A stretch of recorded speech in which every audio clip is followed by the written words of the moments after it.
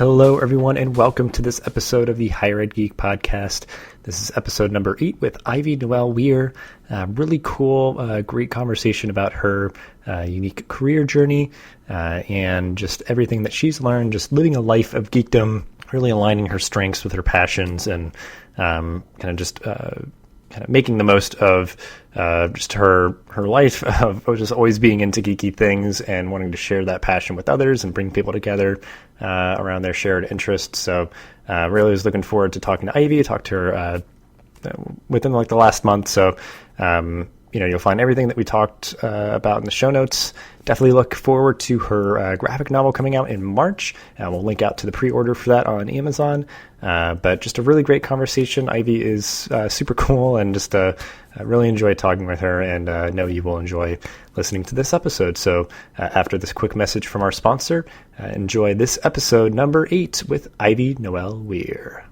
It's an honor to have our good friends at SwiftKick be a sponsor of the podcast, because I've seen their work firsthand, and it's truly unlike any student leadership training I've experienced. They've been voted Best Student Leadership Program unprecedented 5 times, so you know they must be doing something right. As a bonus for our listeners, SwiftKick is giving a $500 discount off their normal speaking fee if you mention Higher Ed Geek when you contact them. I highly recommend their trainings for your campus, as your students will be talking about it for months afterwards. It's really great stuff. Check them out, swiftkick.hq.com, to learn more, and let them know I sent you. Now, back to the show.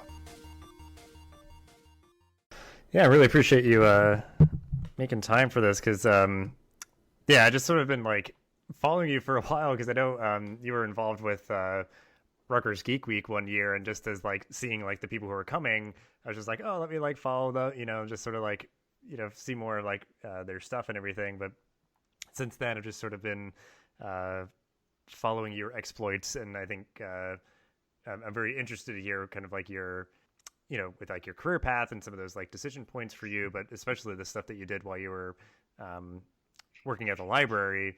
Some of that programming and stuff that you did was I was always just very I was excited to see that. It seemed like really cool stuff, and just something that would in my head it just is exactly how I think. And I'm just I'm getting ahead of myself, because we'll talk about this in the episode. But yeah, I want to give you kind of props. So it was really cool. So yeah, just kudos for all that you've done so far. You just have done a lot of cool stuff. But, because I know for getting this podcast started, I was trying to just brainstorm a lot of people who are just I've just kind of been following them for a while. People who would sort of fit the niche of sort of what I was trying to aim for with this, of people who it's sort of the overlapping of where your strengths and your interests align, where I think a lot of the zeitgeist is oh, just follow your passions, almost kind of aimlessly, just go out and do that. And it's well, I think you have to find what you're good at and find where it kind of intersects with what you enjoy doing. So it seems like you've been finding your own way. So again, I'm just very curious to hear a bit about some of those nuances of your story. But sure, yeah, this will be really, really cool. But we will jump in here. So yeah, I mean, we'll kick things off here, and we'll kind of branch off as my my brain goes off on different tangents. But if you just want to start off the episode here, just give a brief introduction of yourself and kind of the the Cliff Notes version of how you got to be where you are today, and we'll sort of dig in deeper once you get through all that. So I'm Ivy Noelle-Weir. I'm from Philadelphia, and I work in publishing now. I'm in the publicity and marketing department at Quirk Books, who published Miss Peregrine's Home for Peculiar Children and Pride and Prejudice and Zombies and lots of other nerdy titles. Before that, I was a librarian for 5 years at a public library in the Philadelphia suburbs. And my background is actually in fine arts and art history. That's what I majored in undergrad. So kind of a mixed bag. Well, I guess you started in kind of art history, and I guess if you sort of books and things, I guess, are art, if you sort of open up perspective a little bit that way. So I guess if that sort of was the connective tissue maybe, or, what was that decision point, I guess, of making kind of those shifts, and were you always like looking for something different, or like what was kind of like the push pull maybe that was sort of leading you along this path where you've kind of done some different kind of stuff, but it seems like to me there's probably some kind of connective tissue between each thing. So I guess Yeah. yeah, a little bit more about like those decision points when you maybe like went from one thing to the next. Sure, definitely. So it is like kind of a roundabout story, but everything does connect eventually. So when I was in school, I went to Parsons School of Design um, for photography, and I got really interested in historical medical photography Mm. from the turn of the century, like daguerreotypes and tintypes of like amputees and like two-headed babies and all that creepy stuff. I started making a lot of work, my own photographic work, that was sort of not straight recreations of those images, but definitely like an influenced by them. And that led me down this path of really wanting to understand the ethics of medical photography, because it was really interesting during the time that a lot of these pictures were being taken. Um, there was no real ethical standard for what was being done with them, and Mm-hmm. they were being sold sometimes. It also was kind of interesting because photography at the time was so new that only photographic studios were really equipped to take them. So you get these images of like people with like horrifying, facial scarring that were like leaning on a pedestal with a fern, because they were getting these photos taken in like portrait studios, more or less, like the equivalent of like a Sears portrait studio. Uh-huh. So I got very interested in that, but I got really interested in the ethics of it. And I had the opportunity to intern at the Muter Museum, which is a museum here in Philadelphia that is a collection. It's a medical history museum. To call it a medical oddities museum makes it seem kind of fetishistic, but that is mostly what their collection is oddities and abnormalities. But they're very ethical in their practice. They're very educational, very serious. And I interned as an image archivist, um, which was really inspirational to the creative work I was making. But when I was in the image archive, I got really fascinated by the idea of image archiving, and the ethics of archiving and the concept of archiving.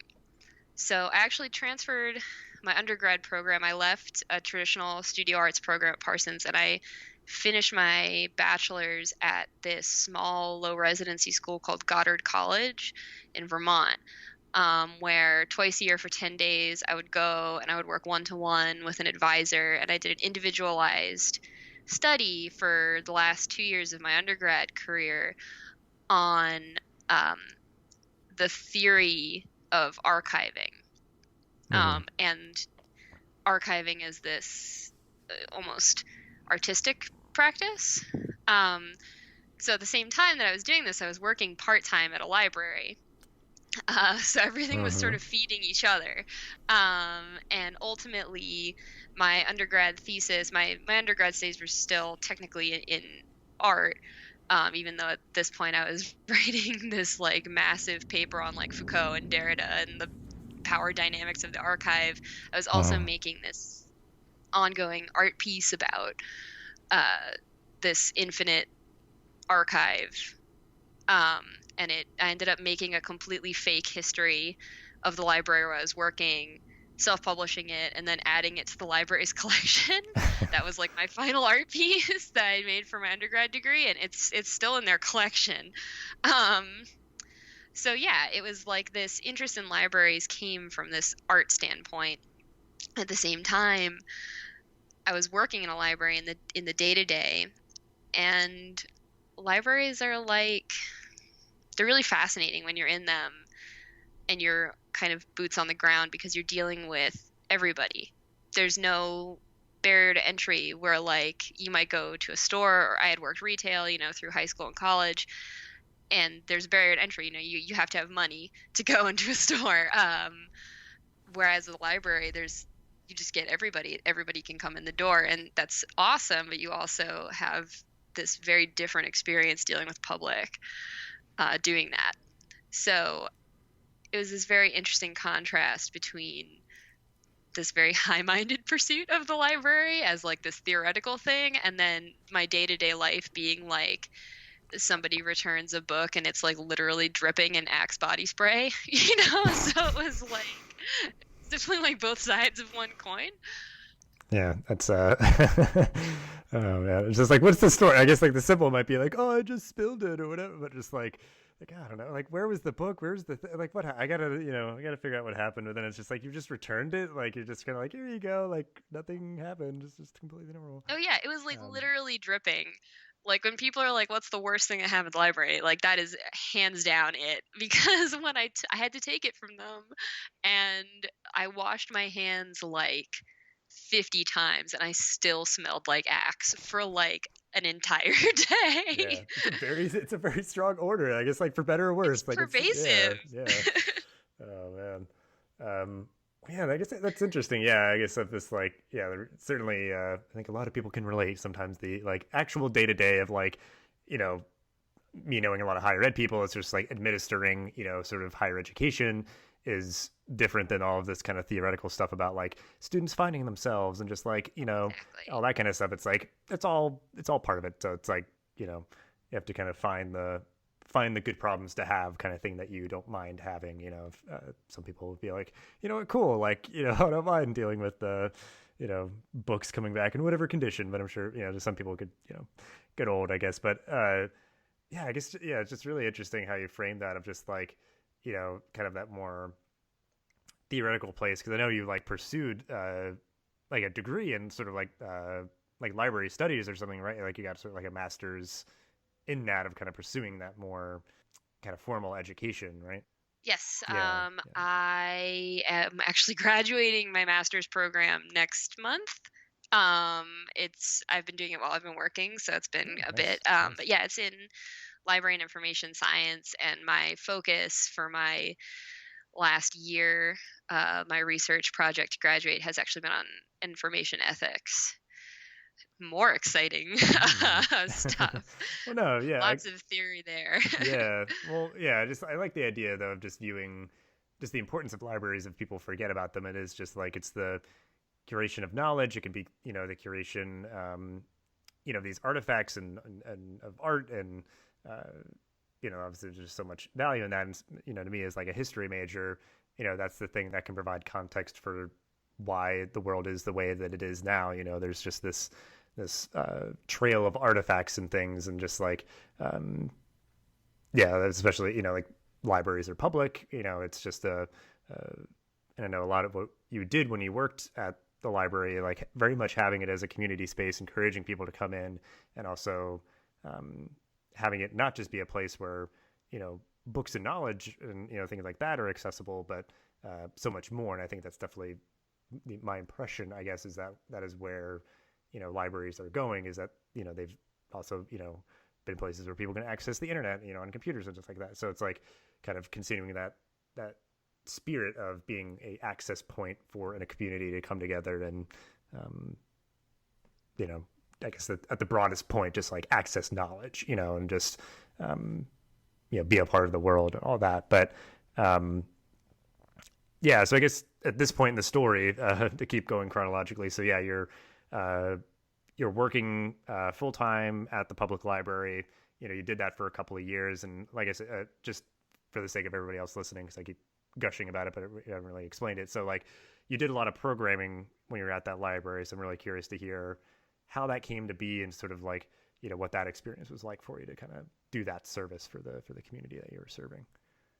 Yeah, I mean, I totally agree. I think I was somewhat maybe unpopular among my coworkers, because I was always the person being like, let's get rid of bookshelves and put in more room for programming. Like, Uh-huh. but I do think that the future of libraries it's not even the future because it's what they're being used for now. I think it's just that there's sort of this cognitive dissonance where people don't quite grasp this yet. Although I think we're headed in that direction, is that they really are community gathering places. They see them more as community centers.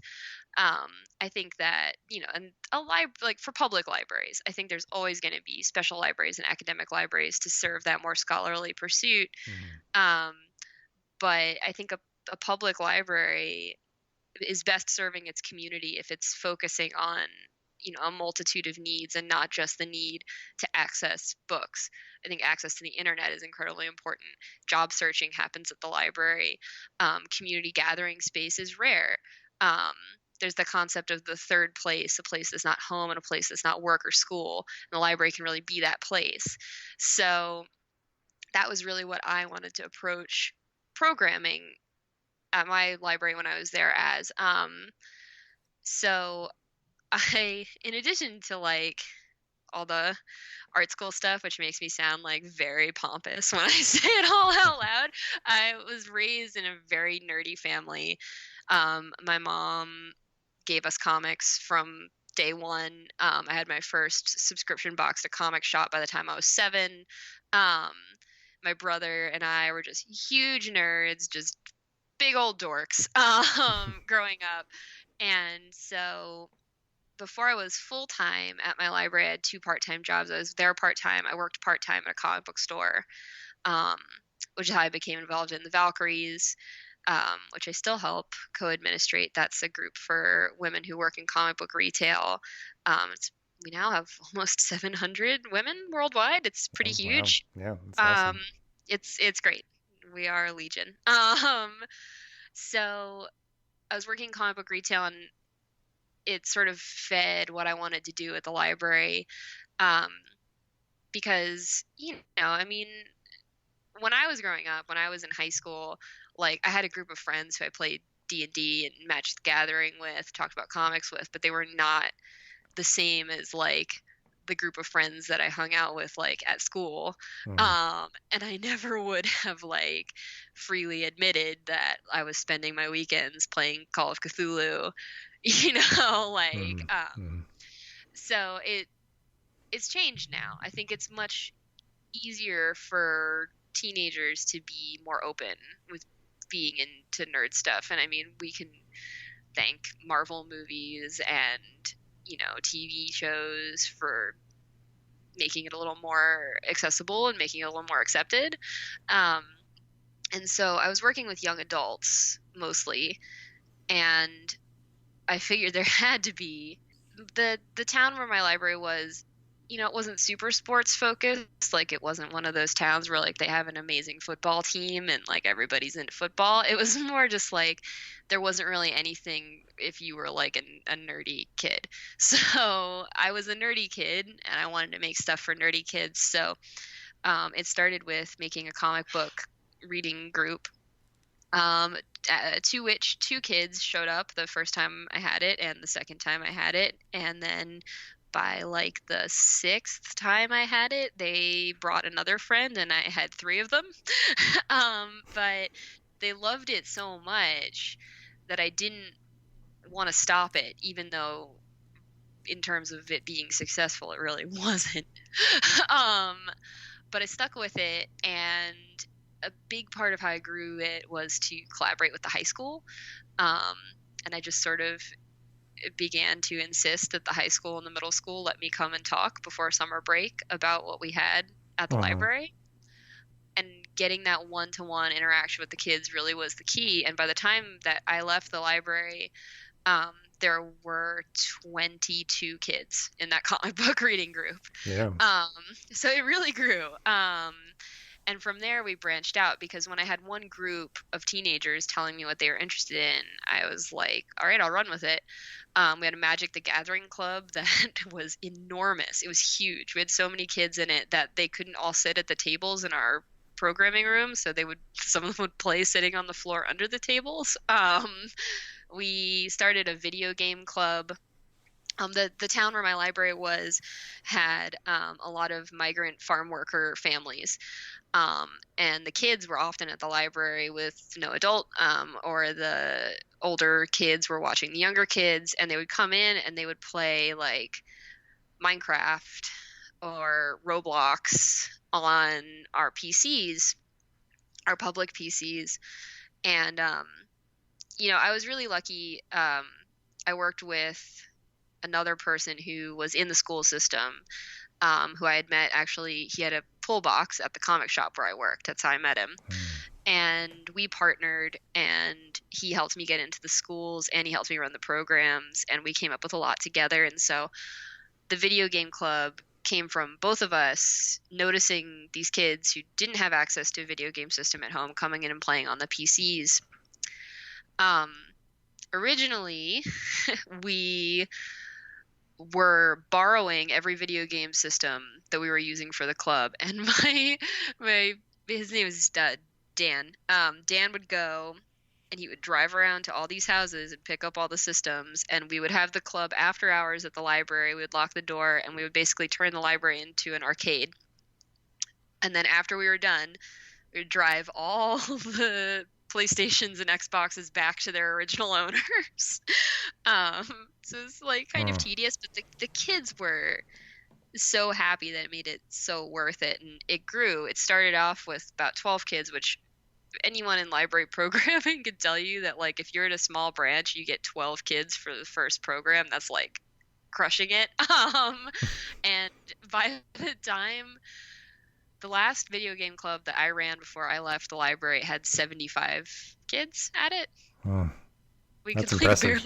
We could barely fit them in the building. We were like, this might be in violation of the fire code. So it was a very small library. So when it started to grow, Dan and I decided that we couldn't sustain with borrowed systems, so we ran a Indiegogo campaign to earn money to buy systems dedicated for the club. We set a goal that would allow us to buy one Xbox One and one PS4, and we thought that was probably more than we were going to get. And we ended up making almost $2,200 in donations from all around the world, which was crazy. It allowed us to buy 4 systems, accessories, games, update our televisions. It was really great, and that helped us really push the club forward. And they still run it. Periodically, I get pictures. So I'm glad it's still there. It became this sort of weekly hangout for these kids that, for some of them, they weren't, they didn't have a home life where they really wanted to be home at night because their parents were working and they were just there by themselves. So they were just kind of out wandering around. And so we gave them a place to hang out.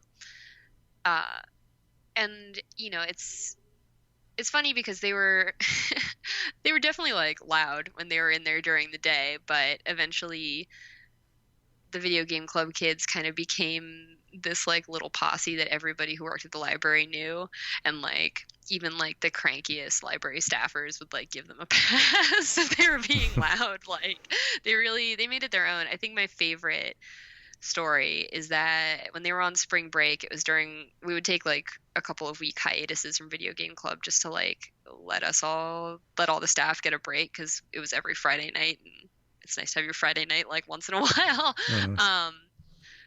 So they were on spring break. It was during one of the times we were on hiatus from video game club, and a bunch of them came in and they didn't know what to do with themselves, so I asked them to help me put away books that had come in. And eventually, by the end of spring break, they were like running the circulation desk. Like they learned how to use the library checkout software, and like were checking people out and like checking the books in. It was great. And these are kids that like we really couldn't engage with the book part of the library at all. So to see them do that was pretty exciting, and to see them take that kind of ownership over the space. So I think that, my goal with the programming that I did for young adults was really to try and listen first to what they were actually interested in, because I think there's a lot of like presumption that when you're doing library programming, it has to really be book focused. Um, Man, I realize I'm coming off as sounding like very anti-book. I love books. All right, Just to be favorite clear, yeah, just to I'm be looking at my bookshelf that is full of books that like they're falling off it. I'm like pro reading, but you know, it's not that's not always the access point for young adults, and that could be for a lot of reasons. Either they're struggling with reading or they're just feeling like they're under too much pressure from school, um, or they haven't found something that they're really interested in reading about yet. We figured that the best way to get them interested in the book part of the library was to lure them in with something else. Whether that was Magic the Gathering or video games or comic books, the great trick where you can be like, haha, what you don't know is you just read a book. So it worked. And we did see some of the kids open up library cards and begin to check out books when they definitely were not interested in that before. We also were better able to partner with the schools. They distributed their summer reading books through us. We ran summer reading programs so that the kids who were already familiar with me and already familiar with Dan from Video Game Club could sign up and come in and do their summer reading, with group activities with us, with people they were comfortable with. So we did as much as we could to try and make it a place that they weren't intimidated to come in. And then for adults, I tried to do the same thing. We had less of an adult program attending crowd in my town, but it was that same thing where, we had a book club and the book club was successful, but anything else we were trying to do wasn't really getting a good turnout. And so I started looking for things that were not really book related. And the best programs that we ran, we did like a chocolate tasting workshop with this like amazing chocolatier from France who just happened to live in the town. That might have been my favorite one. We did bring your own board game night where people brought their own board games from home, and I had tea and coffee, and they all got to share, various board games that they played. So things like that really worked for adults too. I think it was really just diversifying what people expected from that space that brought people in. Yeah. I mean, that's all really great stuff, and just like, makes me think for higher ed, like certainly just the conceptual idea, like you were saying, like you had your niche kind of audience of the kids who were coming in, and with these other programs, I'm sure, you weren't getting like, oh, we're getting like hundreds and hundreds of people coming in, and like the space wouldn't even accommodate that. But for the people that did come for anything that you did, it was such, I would assume it was very high impact, opportunity for them on so many different levels, where it's just, having fun for fun's sake, social outlet, and like them, like the kids taking ownership of the space and, getting a little bit of responsibility and, having to like take care of things or whatever. Like there's just a lot of layers there, but it's just a very high impact sort of program for the people who do come out to it. So it has value, in that regard versus like, oh, let's just get as many people, as possible in terms of just like scale being like, oh, that's the only thing, the only metric that's worth anything. And like it has a lot of other value that way. Yeah, it's really awesome to hear. So that was, I think if, I just think that's what sort of like incepted in my head of just like, I think you really got the idea of, like I said, I mean, like games and stuff like that can just be fun, but there's just so much more that comes with that as part of the experience that I think is just like so valuable, and why I just love, like geek and nerd culture of, just bringing people together and sharing their interest and just like making those bonds that I think can be very, very durable bonds. So, oh yeah, definitely. Yeah.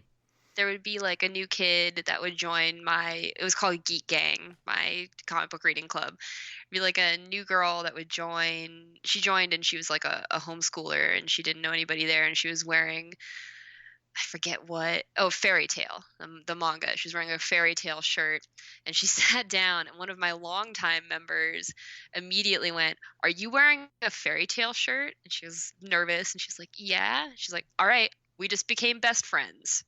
And that was like it. Like she was in from that day on, like no nervous period, just part of the group. So, I think, yeah, it gives people an immediate thing to relate over. My big move when I was working with teenagers who were kind of nerdy is if they were wearing like a t-shirt or had like a keychain or something from like a nerd property, I would always be able to be like, oh, I like your Winter Soldier keychain. Bucky is my trash son. And that was like immediately like we were able to connect on that. There's that like, and then like it opens it up and eventually like you can find things you connect on deeper. But in that moment, you just both really like Winter Soldier, and that's something to share and be excited about. Mm-hmm. Mm-hmm. Yeah. I mean, it's just a really cool initiative, and I don't know. Now I'm curious to bring us to the present day. So you were doing that and having good success with that, and I think probably just for you personally and professionally, building a lot of skills, building a lot of connections, and I guess at a certain point, I guess, and if it's, how candid I guess you want to be, because like you said, it's just like, you're doing it on Friday nights and just like, if it was just a big demand on your time and you feel like you planted a lot of seeds that, are continuing to grow even now after you have left. So like what was that process like for you to decide it was okay to move on? Kind of, I know with these kind of things for a lot of people, myself included, you create something, it can be hard to like just kind of let it go and let it be and kind of exist on its own. So I guess what was that process like where you moved on now to your current opportunity and, you're continuing to do really cool stuff, but I'm sure that was probably just an interesting process making that decision to move on to something else. So I guess, just dig into that a little bit. Yeah. I mean, it was definitely difficult.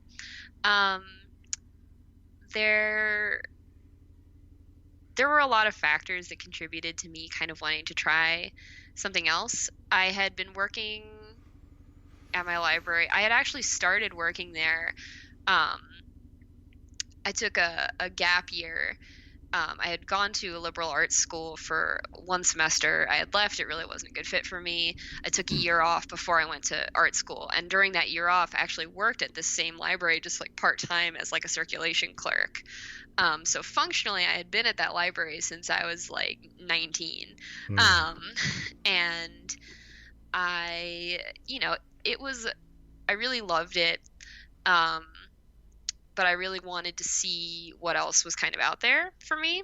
And especially as I got involved with the Valkyries and as I started traveling and speaking, I was meeting so many people and I was like, I really want to look at something that's, just on a bigger scale than this.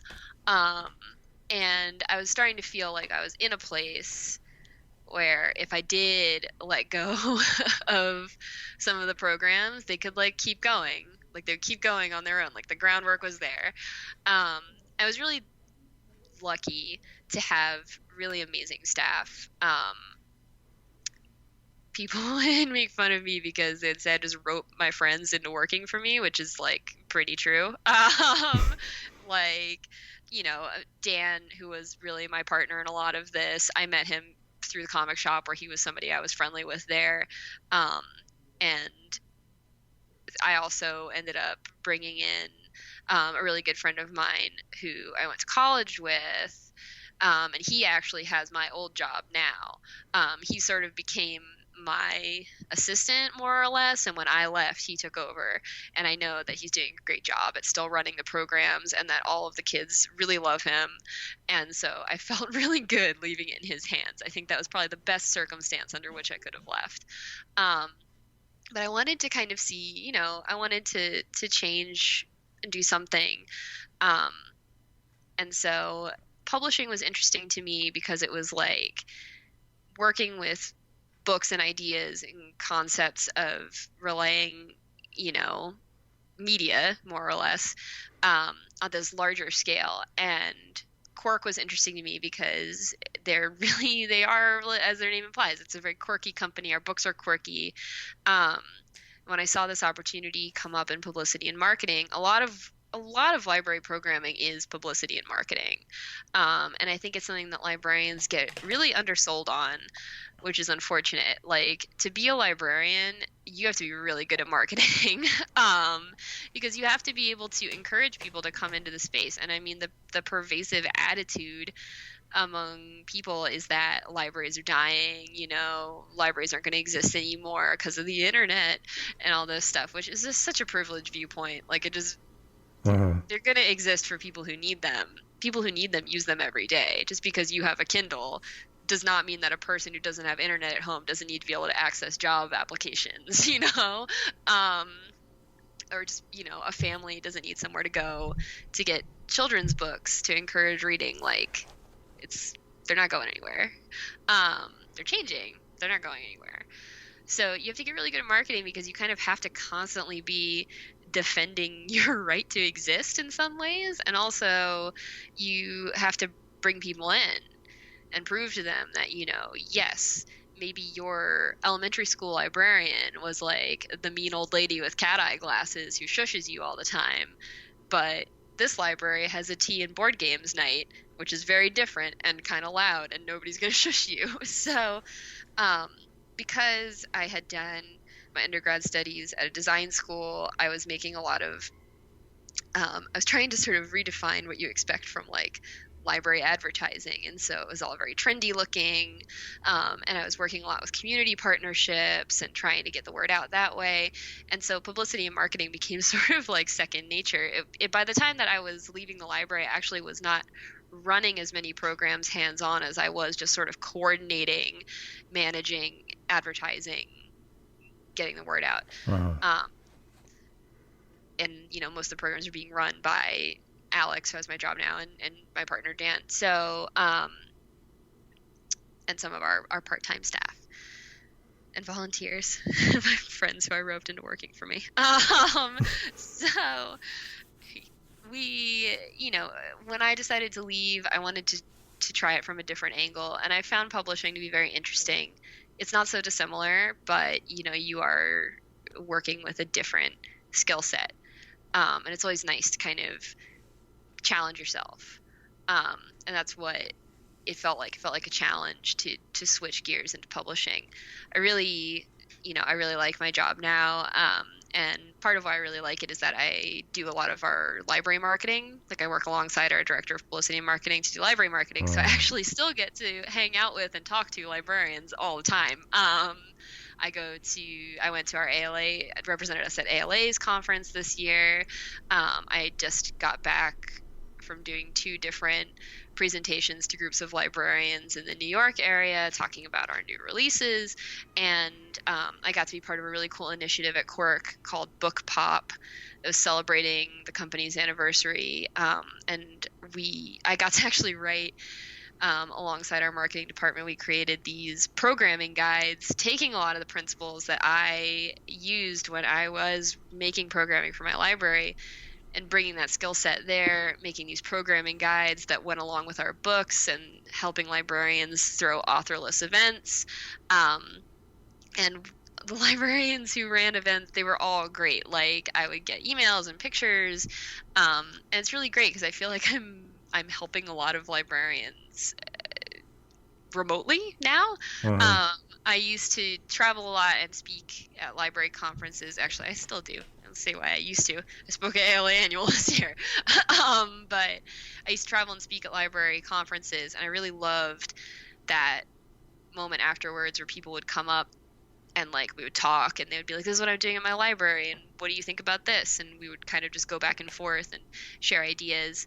And I still get to do that, and I really love doing that. It's been a really interesting change, but it's good. I feel like I've grown a lot, and it's helped me look at things in a very different way. It's a different way of thinking when you're doing it outside of when you're in a library. I described it to somebody as like, I loved being in the library, but I felt like I was constantly putting out fires because you're in a nonprofit and you've got a million things happening all at once. And so, you're kind of trying to keep the boat afloat. Even if, we did progress a lot and we pushed a lot of things forward, at the end of the day, you have to make sure that like your library is going to stay open. You're going to get funding. You're going to, be able to provide the best service for the most people. So it's a very different way of thinking. I feel like I'm not looking at crisis management as much. I'm looking at like coming up with new ideas. It's exciting. I love both of them. And I don't think I would be able to do this job if I hadn't come from my background in libraries. Yeah. Because yeah, it sounds like from what you're saying, like you did certain things that you're doing now, like you did it informally before, and now you're doing it more formally as part of your job to just like help other librarians, like just help support them in doing the best job that they can, sort of being like more behind the scenes, and it's more of a larger impact that you can have. And yeah, it's great that you're utilizing skills and knowledge that you have you garnered before. You're kind of paying it forward and helping other folks out, and just yeah, I mean it's really cool, really cool path. And yeah, there's kind of connective tissue for each thing, and I think for me, like one of the takeaways there is just kind of that, like I guess partially kind of going where the wind takes you, or like each thing kind of leading to the next thing. So if anybody's on their path and just like you have an opportunity to come forward that sounds really great, it's just like, yeah, I mean, like take that on, and take as much as you can from that opportunity, because it's probably going to help lead you to the next thing. If it's like, yeah, it's hard to ever find one job or organization that's ever going to be like perfect, like absolutely no flaws. And it's like, I don't know if anybody ever finds that. Maybe there's a very select few people that do, but sort of I kind of alluded to it before, of kind of like because the book I read captured it this way, is like you find the thing that has like good problems to have, like you said, like you don't mind doing some of those things. And like obviously you're gonna, some of the things with like running a library and now like working with those people, you can really empathize with that, and just like you're still kind of immersed in that space, because if you are working with anybody at a library, that's what's going on in their world. But if you were like, oh god, you just like hated that aspect, it's just like, get over, or just like, oh, you're kind of always like blowing it up. It's like, hey, I know it, like I know that's the the struggle, it's the hustle, but like let me help you do the best job that you can with these resources and advice and things like that, and just like really come at it with a very holistic view to help them do the type of work that they want to do. And yeah, I mean, it's all really great stuff. And yeah, because I think you kind of answered some of the questions. So it's very long, but I loved all of it. Just getting through your professional journey, because that is kind of where you are now. You've kind of lived a very geeky, nerdy life, always having that as part of your life, kind of both personally and professionally.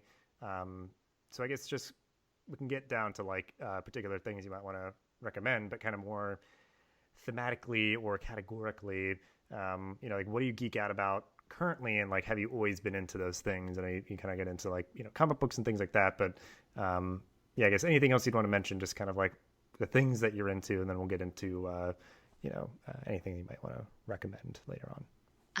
I mean, yeah, I've always been a comic person, and I read very agnostically. I'll read anything. I don't know. I mean, like growing up, I was a Marvel kid, but it's like I'll read whatever now. And I did watch a lot of anime and read a lot of manga growing up, which I think also if you're working with teenagers or with younger people, or I guess now college students, because the generation that really like got the full brunt of the Barnes and Noble manga section is now in college. Manga and anime they're not, that is a powerful fandom. Mm-hmm. So I did watch a lot of anime, read a lot of manga, love the X-Men, always been a big X-Men nerd. Maybe because I often felt like a mutant as a younger person, kind of was always like hoping that that meant I had superpowers and didn't just feel weird. I'm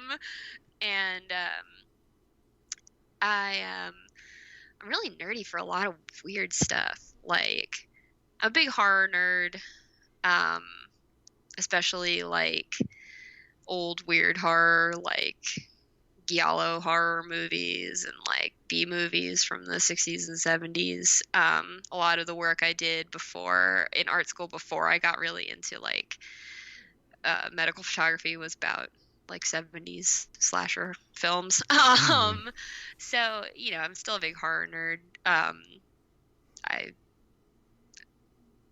I mean, I God, I'm just like fake nerd. I'm like, what is there any nerdy thing I don't do? I Yeah. play D&D. We just got a Switch. Super into Breath of the Wild right now. So I mean, yeah, there's a lot that I geek out over, and then there's also like I'm super nerdy for like Bertolt Brecht and the Three Penny Opera and like Weimar cinema, and I am a big music nerd. I've been on like a real kick of listening to like really old country music recently. um, so I mean, but I think that that's part of like geekdom and nerddom. What I would always say to the teenagers I worked with was like, it doesn't matter if the thing you're into is like a thing that has a fandom. Like you can find other people that are into it. Like you can make the really old country music fandom. It's the beauty of the internet. Yeah. Well, I guess, yeah, it's the idea of like having a eclectic, diverse diet of like media and art and culture that you consume and stuff, and just being able to like appreciate anything on its merits versus like, I think I mean I can even get that way, and I'm sure everybody does with maybe certain things. Like it has its limits, but because yeah, that's the idea of like if somebody is a Marvel Comics fan, then they'll just be like, oh, I can't even like deal with like DC or anything else. Like they like restrict themselves versus just like kind of appreciating good stories however they come to you, whether they're like comics, TV, movie, podcast, like whatever. It's just like yeah, like what you like, and yeah, like if you're super into a thing, yeah, like get on Reddit and like build the fandom around like old country music, whatever. But yeah, it's just like being open to the beauty in anything and just like whatever it has to offer, to where like I'm not sure what you may latch on to with old country music, but there's something there where it's just like, yeah, I can appreciate that. It's not like you become the paragon of it, because that like I think some people definitely do have maybe a little bit more of that personality where it's just like, I'm really in this phase right now, and then it drops off and I don't maybe ever really go back to it, but I can at least appreciate it or something. But it sounds like, yeah, you just do have like an eclectic diet, because I think I'm similar in that way where, it's just the sliding scales with everything. Like I'm not as huge into music, but I really love podcasts, which is part of the reason why I do one.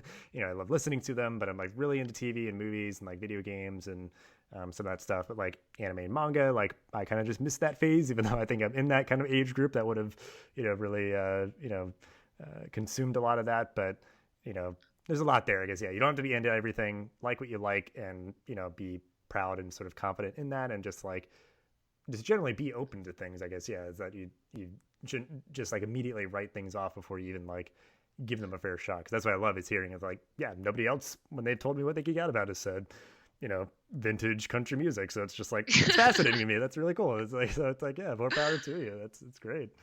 Oh yeah, it's we're going to my partner is from Memphis. We're going there for Christmas this year, and I'm like super stoked to see Sun Studios. Like Right, I'm a yeah. weird old dad. But yeah, it's I mean, exactly, and I think that is something that's important if you're dealing with any group of people. Whether it's people that might call themselves geeks or nerds or whatever. Be open to a lot. And I'm a firm believer that, and I would say this was one of the rules of Geek Gang when I had Geek Gang was, um, if somebody said they liked something or somebody said that they didn't like something, you weren't allowed to respond with like, that's dumb. You could make a suggestion. The most you could offer was a suggestion. So like we would often get to this thing where like, say one of the kids would be like, I don't like the X-Men, rather than get like mad at them. Somebody who did like the X-Men in the group could be like, well, you might really enjoy God Loves, Man Kills, because I think it's a really good story. And it gave them the opportunity to explore it if they wanted to, but, wasn't forcing it down their throat. And I think that's, it's just like a good way to go through life. Be open, be willing to share, be willing to look into what other people are interested in. Yeah.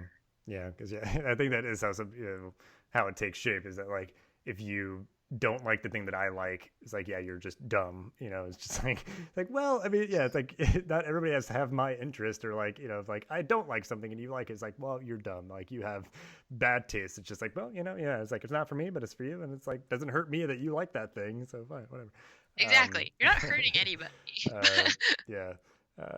Well, yeah, I guess you mentioned a few things, and I think, yeah, you've kind of hit on a lot of these points already, like the questions I want to ask, which is great. So, like, you mentioned like something that you're playing, like Breath of the Wild, and um, I guess, yeah, anything else like, that you're reading, watching, listening to, if you want to, one of each, or just whatever is the thing that really is capturing your attention. Um, just anything in particular that you'd want to recommend that we could put in the show notes. Um, well, I am like I feel the potential in Breath of the Wild for me to get really obsessed with it. I am reading and watching. I feel like I'm always consuming like three things at once. I'm trying to think about like which of the things. I'm rereading the Southern Reach trilogy right now by Jeff Vandermeer.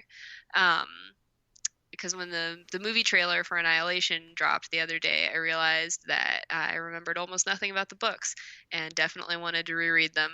And they're really interesting. They're really good if you're a fan of sci-fi. The first book in particular is just like so creepy and claustrophobic and so strong. And ultimately, they have a really interesting narrative about trauma and memory, in the way that like only sci-fi and fantasy and like genre fiction can sneak a really powerful like narrative in on you. Like they're not beating you over the head with it, but then you like put the book down and you're like, oh man, I'm sad now. um, we I mean, like it's so bad, right? Because I'm like this big nerd, and then like I have this academic background, and like all I watch is trashy reality shows. Yeah, just need like a palate Partner and cleanser, right? You just need to kind of like, oh my yeah. god, I've watched every Real Housewife. I'm like, what am I watching? And realizing that like my partner and I have literally just been watching The Voice, and we're like really, really invested in it. I have been watching the season of American Horror Story, and I will say that while this season is bad overall, I am like kind of a stand for American Horror Story. I think that it can be really interesting in the way that it plays with the horror genre, and I think this season Cult, which like tried to take on the election, was like just ill-timed and kind of vapid. But I mean, it still had some interesting cinematic techniques. I think that film nerds should watch American Horror Story. Give it a shot. Sure, it's dumb, but it's really cool. It's like an so interesting like tagline they'd put on like a poster or something, just like film nerds watch it. I mean, it's dumb, but just give it a shot. Like it's like, oh, it's that's all. dumb, but Yeah. it makes a lot of really cool references to better movies. Yeah. And I'm a big Overwatch player, and I'm pretty stoked for Moira to drop. Yeah. She's in PTR right now, I think. Yeah. Well, you're the second person to recommend that. There's certain themes I recognize of just like if I see a pattern emerging, I'm like, okay, well, I guess I have to at least give that a shot because like a lot of cool people that I like are into this thing. So like, I think one of them that came up was How I Built This podcast, which like relatively new. I kind of knew it existed. Like, it's probably like 4 or 5 people in a row that I interviewed for this show. We're like, yeah, that's what I'm listening to. Like, unbeknownst to each other, like none of the episodes had come out or anything. Like, so I was just like, okay, I need to at least check that out. So I think, yeah, Overwatch is on my gaming short list to get into because I've been playing like Heroes of the Storm. So I'm like familiar with some of the characters. I'm like, yeah, this seems like pretty cool. And like my brother plays it. And yeah, so I'm like, I gotta check it out. I've never been one for like shooter games like this, but there's like Blizz, they created like this perfect, like you like all the characters and the game is like just fast enough that like you don't have to feel like fully like, oh, I'm gonna commit to playing this for 6 hours. You can like hop in and out of a round. It's a lot of fun. It's really good if you have a team to play with. We have like a Discord channel that we're all on, and it's a lot of yelling. It's good. It's fun. Yeah, it's all good stuff. And certainly if there's anything burning that you do want to recommend, you can email it to me later. But I guess, yeah, for the sake of time, there's a lot of stuff that we did mention just throughout your journey and just some of the stuff that you're into. We'll have all that in the show notes. But so I feel like this is a good place to end because if I'm not mistaken, sort of with this question I like to end on of kind of looking to the future, what you're looking forward to.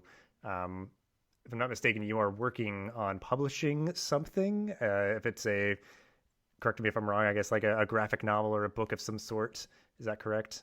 Yes. That's right. My first graphic novel comes out in March from Oni Press, Archival Quality, which is about libraries and skulls and ghosts. So everything that I mentioned It all comes that together here in I the mentioned, end. yeah, Yeah. everything's connected. Time is a flat circle. So yeah, it comes out in March. I'm really excited. Uh, my I was fortunate enough to be able to make it with my best friend Steens. And she's an amazing artist. We worked together really hard on it. It's been almost 3 years of working on this book, and it's finally coming out. We're ready. We're ready for it to be out. Yeah.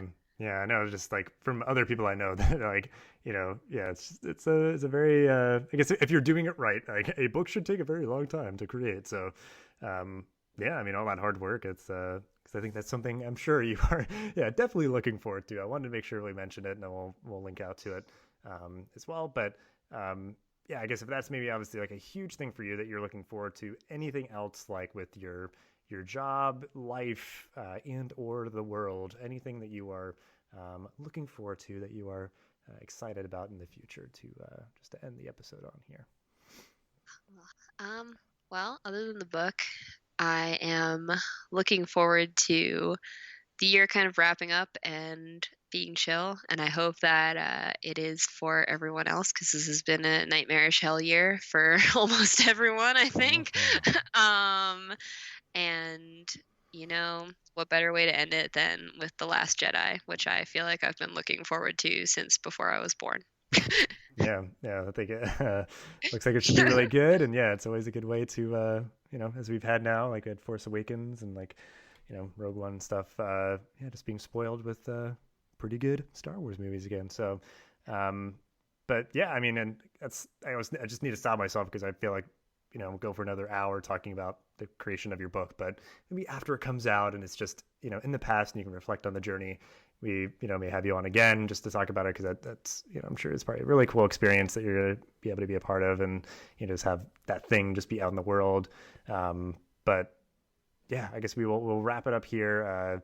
So yeah, just thanks so much again for talking at length about your journey and kind of everything that you've learned, and just all the cool stuff you're into. And yeah, really look forward to seeing your book come out. And yeah, just thank you for your time. And yeah, again, everything that we talked about in this episode will be in the show notes. And yeah, just have a good rest of your week. Yeah, you too, man. Thanks for talking with me. Thank you so much for listening to this episode of the podcast. Please rate, review, and subscribe so you'll never miss an episode. Thanks again for listening, and I'll see you in the next episode of the Higher Ed Geek podcast.